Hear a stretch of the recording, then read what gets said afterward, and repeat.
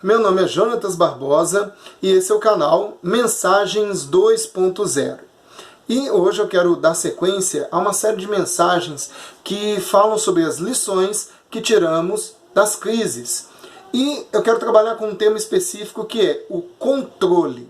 Nós temos de fato controle ou é apenas uma ilusão dizer que temos controle? Então, para a gente entender isso melhor, nós vamos na Palavra de Deus. Então vamos lá em Mateus, Evangelho de Mateus, capítulo 6, versos 9 e 10, que inclusive é um texto muito conhecido dos cristãos, que é conhecido como a oração do Pai Nosso. Então vamos lá. O verso 9 diz assim: Portanto, vós orareis assim: Pai nosso que estás nos céus, santificado seja o teu nome. Venha o teu reino, faça-se a tua vontade, assim na terra como no céu.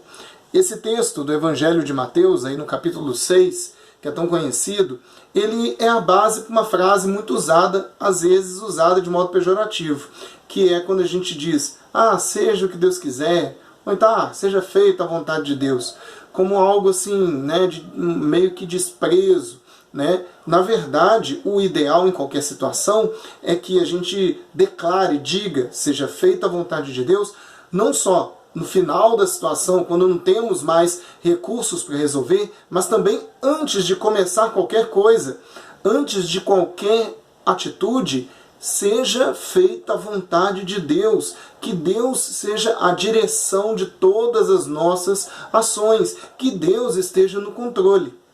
E aí, falando em controle novamente, tem uma situação que ilustra bem essa necessidade do ser humano de ter controle. O medo de avião.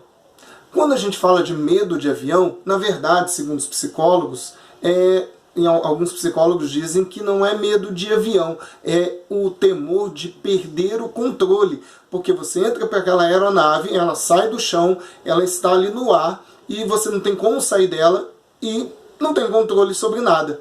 Você é um mero passageiro. Então, aí é que vem aquela angústia, aquela necessidade de aquela preocupação. E aí, a gente pega aí o gancho nessa questão da perda de controle para entender, por exemplo, quando a gente vive uma situação, um problema, uma doença, por exemplo, quando uma pessoa vive uma doença terminal e ali os médicos já fizeram tudo o que tinha para fazer, e aí a pessoa fala, e agora? Não tem mais o que fazer. E aí, claro, bate um desespero, porque não há mais controle sobre aquela situação, pelo menos não um controle humano. E aí eu quero então caminhar para o fim, pensando numa situação que é um amigo, né, um professor da faculdade, que é pastor inclusive, ele relatou que uma vez ele ia fazer uma cirurgia, e essa cirurgia era muito delicada. Mas o médico que estava acompanhando ele era um médico de confiança, um médico especialista. E o médico disse, fique tranquilo, eu tenho ali o controle de toda a situação, fique tranquilo porque a cirurgia vai correr tudo bem, né? Confie. Só que no dia a equipe médica disse que aquele médico não ia poder fazer a cirurgia, que seria um outro médico, que era também um grande especialista. Então ele sentou ali na maca, ficou ali sozinho um tempo e direcionou seu pensamento até Deus. Começou a orar e falou, Deus, eu vou embora.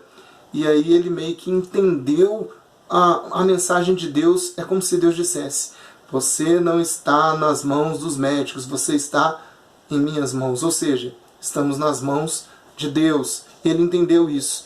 Nós não estamos nas mãos de médicos.